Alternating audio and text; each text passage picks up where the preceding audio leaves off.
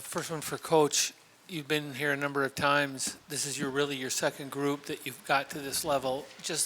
Can you just talk about the emotions that you felt as the final seconds ticked off this Yeah. thing? Proud. I mean, I can't tell you how badly our staff wanted this for them. We've all experienced it, as you mentioned. But this group it's just been a really special group, and the number of people that have reached out to me to tell me how much they enjoy watching them play and they do things the right way and that we're rooting for them. And so I just overwhelmingly felt proud for how we played. We played Lynx basketball tonight, and it was nice to get back to that. Guaranteed you that we would play the defense that we played. We're now 180-6 since 2011 when we hold our opponents below 40%. To do that to this team was special, and it was necessary for us to close them out. It's okay, Mila.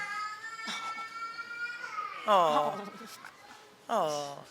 She'll be all right. Fee, I thought it was interesting that after the game ended, one of the first things you did was go over and give Lindsay Whalen a hug. I don't know, I thought it was kind of interesting. It was almost like a passing of the torch from one era to the second. Can you just talk about why, your thought process as you went over there? Wade has continued to text me all season, all last season, just showing her support, and it means so much. Like, just having someone who is such a Hall of Famer and who has gone through this and has done what I want to achieve. Like, hearing from her and seeing her support showing up, I just thought, I wanted to give her a hug just to say thank you, and thanks for showing up for us. Thanks for, showing up for me and the team, and thank you for passing this legacy on to us, because it means a lot, and definitely want to do her proud and continue. Like, the job's not done. We want to continue on. So, yeah, that was what was going through my mind. Cheryl, this franchise has had a lot of stars. Thanks. Franchise had a lot of stars. What makes Fee so special in what she's been able to do this season? Well, and Court probably could pile onto this because Court plays with her, and she's played with a lot of great players. What makes Fee special is the consistency and the way that she shows up every single day. Fee is always the same. Her work ethic, her demeanor, her passion for improving. She's improved every season. She's just been incredible. And every game, it's more than scoring, how she helps our team. And, I was really happy that Court helped her out some. Tonight, because when we do that, obviously we're really hard to beat. But, when Fee is the MVP, plays like the MVP, we're a hard team to beat. Coach, you brought Courtney in. You brought Courtney in for these big moments, these big games. You took her out in the third quarter, and she kind of was upset, kind of frustrated for a second, and you went in the corner and talked to her. How coachable is she, and just how much does she bring to this team, over the season, and even tonight? Court's I'm blessed. I don't know if I really knew what we were getting. The basketball player, for sure, I watched for years. I had a little bit of interaction when we were at USA Basketball. But I don't know if I knew exactly what we were getting in terms of the person and the coachability. Looks you dead in the eye. You can say anything to her. Love that. And we do. We say everything to her, right? A lot of times it's to get her going. We were talking a little bit before this game. But we had a conversation. We had a conversation around that when she's aggressive and she play makes, we have a chance to be in the finals. We knew that. We knew that she'd be a big part of us winning this series. So I was really happy for her, that she came through for us the way that she did, obviously in Game 3 and then tonight for sure. Cheryl, as great as Fee's played this year, there have been some moments when you've had to tell her to step up and take over a game offensively. Did you have to have any kind of conversation like that tonight? I said a few times, get a little more aggressive, when especially to start the third. We were not playing very efficiently offensively, so when that starts to happen, we all should understand that Fee's the one that needs to now get the touches, and then when you get the touches, to be aggressive. So we probably said it a few times, just be aggressive. But Fee got help tonight, which was great, which made her life a little bit easier, and when she got opportunities. But overall, I thought her approach was really, really good. And Courtney, there have been several moments tonight when you hit some big baskets and really showed your emotion, particularly toward the crowd. when did you kind of feel like you had something going? In the first half. I think I went perfect the first half. 6 of Didn't 6. miss a shot. So when you start a game like that, you kind of know, like, that the hoop feeling big, got the super green light. And I think that's the confidence that Cheryl gives us. When you got it going, keep it going. And that's what I felt. And that's where I step in and say she was 3 of 10 in the second half. So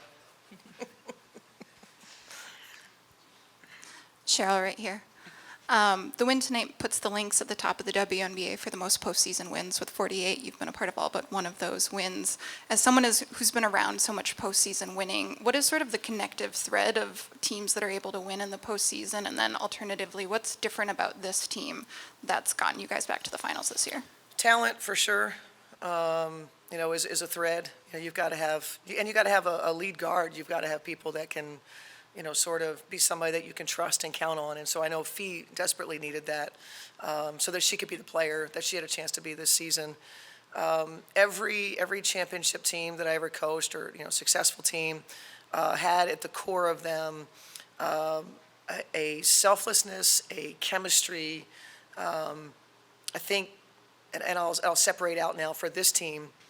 Their belief in themselves and each other is off the charts, and it never wavers. It never wavers.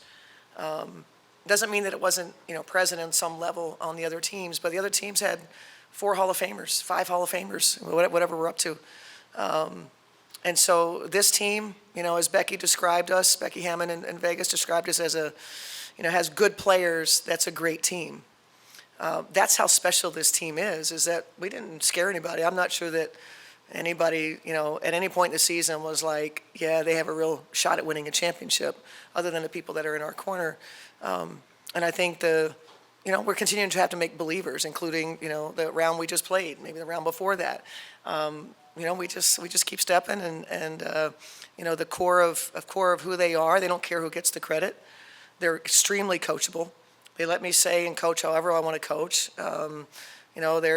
It's special. It's really, really special. And I am just so happy they have a chance to experience being in the finals. We're not going to be, we're happy that we're going to the finals, but we're not going to be just happy to be there. Courtney, your dad was here again tonight and made it a point to tell a couple of us that you were getting 20 tonight. Oh, yeah. And it seemed like that was going to happen in the first half for a second. Just curious if he shared any of that with you. There are a few other statistics that he had in mind, too, that I think you may have hit. But just, especially after last game, getting in foul trouble, just how big was it for you to be out there making shots and having a lot of success, especially on the offensive end? Yeah, he was telling me after the last game. He's always instilling confidence since I was little. Just telling me I'm the one. Go get it. You a bucket. Like anything when it comes to confidence, he's always instilled in me. He in here now. I just told him he got to be quiet. But yeah, man, anytime he show up, I try to show out. That's my guy. So anytime he can pull up and support me, man, I always try to put on a show for him. And then for Fee, as far back as the beginning of last year, once Syl's retirement was official, a lot of questions thrown your way was being the face of this new era of Lynx basketball, and if you were okay with, patience or just how long it was going to take, and you were steadfast in saying the goal is championships, winning championships. That's never not the goal. So just the mindset this group has had under your leadership for the last 2 years, like just how gratifying is it to now, be going to a WNBA finals this early in this new era of Lynx basketball? It feels amazing. And the best part about it, I think, is just like how much fun we're having as a team. Achieving your goals obviously always feels good, but when you're not clicking as a team, you don't like each other, it takes away from it a little bit. So the fact that we have worked so hard and we genuinely just like each other so much, it just makes it all the sweeter. And it makes you want to win for them too. It's not just like you want to get the accolade of winning a championship. You want to do it, for your teammates as well. And I think that makes the ride so much sweeter. Like, we want to keep playing because we want to stay together. That every year looks different. This team will never be the exact same again.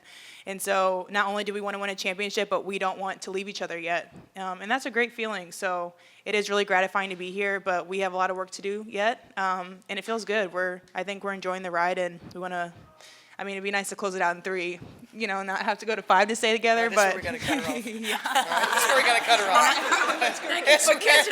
Thank you for catching me. Next question. no one's in danger of retirement. Along behind the light back here, Napheesa and Courtney, along the same line, just as elite athletes, I know the smoke hasn't barely cleared out there on the court, but what's it like to have the opportunity to do what you're about to do for these next 10, 11 days, playing for a championship? I mean, it's exciting. This is what you play for, right? You play to be on that stage, and I think we all ready for the moment, and we excited to get it done. Court's been in the finals before. Yeah, but I ain't win it. So I'm trying to win it. Let's go get us one. We got to go get us one. Cheryl, you mentioned that this team is particularly selfless and that the chemistry is kind of off the charts. Was there a moment this season that you realized, like you looked around and realized this team is really special? Was it in training camp? Was it at a certain point during the year where it kind of clicked for you? Second day of training camp. Second day of training camp. The way we played for each other on the court. I didn't know necessarily all the personalities. You have to go through the journey and road trips and all of that stuff, wins, losses, etc. But the second day of training camp, we had a way about us that we played for each other. That was really obvious. Was really exciting. I didn't necessarily know what it was going to translate into, but for me, it was a second day. Cheryl, obviously you didn't know, who was going to be on this roster, didn't return that many players. What were you looking for when you were making the additions that you made to this team? Better defense. That's not why I brought Court here, but she started to play a little bit. But better defense for sure, and playmaking with Fee. Court, playmaking with Fee. Getting her another score, somebody else to worry about, helps K-Mac. Because we felt like that's what we were lacking, when we played Connecticut this time last year and lost in 3. We just didn't have enough. And so we felt like we had a nice foundation. Alana Smith has just been a perfect addition to our team. Defensively, she's just so hard to play against. So to have the depoy and then a second-team All-WNBA defense is the reason why we're sitting here. And so we knew that we needed. And I mean, the number of times I sat down with Fee, pulled out my computer, showed her the analytics about our defensive rating, the championship teams. This is what it looks like. This is where we are. And this is what it looks like. I've never coached a championship team that didn't play defense. Sure, your offense can be special, but if you don't play defense, it's really hard to get to the promised land. And so we just wanted to improve our defense, and I thought we did that. For Cheryl and Fee, how do you now get ready in 48 hours to play a finals game? Yeah, recovery. We'll have a chance in the morning. Got to fly out, go do media circuit, get a scouting report in, and go hooping. And don't, you can't, talk about the schedule, whatever. I mean, who cares? Nobody's going to feel bad for us. Nobody. I don't care that New York's sitting there waiting on us. I mean, okay, we got to go hooping right away, and we'll do that for sure. What's your recollections of the games you played, those 4, and what do you expect coming up? Honestly, it's too hard for me right now. We just spent 5 games playing a team. I have no idea. I don't remember a lot of the stuff that we did. It's beyond my capacity. I know that we've had some really good games, and we expect it to be a great series. This one's for Courtney, just because you just mentioned it. You've been in the finals before with that team, as a matter of fact. Yeah. Can you describe just how difficult it is to get to that point? You had a lot of playoff success in your career, but just getting to the point you're at now, getting back to that point, it's just, for somebody who's never going to do it, how hard is it to actually do it and get there? I mean, it's so hard because there's so many things that has to align to even be in this position. But I think it's exactly what Cheryl said. We always believed it from the beginning. We have a great group. We have such a great group, and I think we all believed in what it is that we can do, and I think now everybody else is seeing it. But it's hard, and we understand that it's hard, but we invite hard. We love hard. I want to say this. It was a moment after the Commissioner's Cup game, and we played Dallas, and I was ash. I was terrible. And Cheryl done brought me into the locker room, and she said, "Court, I feel like you gave in to hard." And from that moment, I told her, I was like, I would never do that again. You will never have to worry about that again. I think from that moment, I invited hard. And, I mean, obviously, those conversations don't have to be had with Fee, not that I know of, or any of the other players. And I just didn't want to be that person to let the coaching staff down or my teammates down, just giving in to hard. And I think that we embody that. None of us give in to hard. We all hurting. We all know that we tired. But like she said, nobody gonna feel bad for us, and we don't feel bad for us. We know what we gotta do. So it's hard, but we love it, man. We love hard. This is fun. Courtney, you've spoken about your relationship with, Lon and Coach. Wonder if you could just speak on what it is like playing with a Napheesa Collier. Yeah. And what that relationship, lead guard, post player is like. I mean, I say this all the time, and I done played with so many great players, and Fee is so different. Is crazy. Like, the way she is so coachable from anybody. It does not matter. Like, she just wants to be great, and she show up every day. In her humility and the way she talk to people, the way she carries herself, it's actually insane.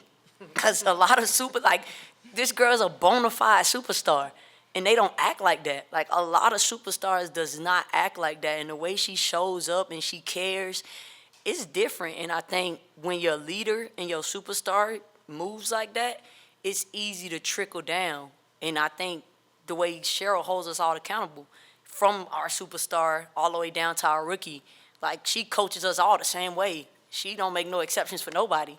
And I think when you have a superstar that's so coachable, it's easy for all of us to be like, she listening? What make you think you're not going to listen? You know what I'm saying? So I love it here. Thanks, Court. Thank y'all.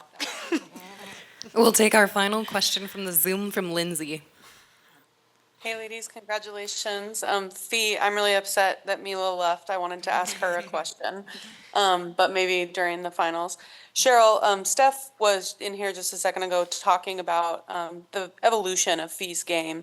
When you think about what she was like in college, she shot the three, obviously, but she's basically become like a big guard. And I wondered, is that something that you two talked about together over the years? Or has it been like her wanting to expand her game and be unstoppable in essentially every facet? It's the latter. Fee's hunger, to be great, and every year, she doesn't need us to tell her. She knows what she's got to get better at. I did ask her. We did sit down and we talked about our defense, and I wanted her to be Defensive Player of the Year. You don't necessarily work on that in the off season. I don't know of any trainers that are putting you guys through any defensive drills. You did this year. Okay, so that's why so that's good news to me. That's good stuff. Get a bonus to that person. But yeah, I think. What were we saying? What were we talking about? Fee. Yeah, like her improvement. Every year. She came into the league being an undersized post player who, frankly, didn't have much ball skill. Was capable three-baller, but, it wasn't top of mind for her. And so it's been a real evolution for her to become now one of the best power forwards in this league. Shoots the three, goes off the bounce, she posts up, obviously defends, she rebounds, she blocks shots. Two of her best seasons have been at the power forward spot, so we've really locked into that. And I still think she's got, more ways to improve. And that's what MVPs do. Great players do. They never feel like they've arrived. They just keep getting better and better, and that's what Fee has done.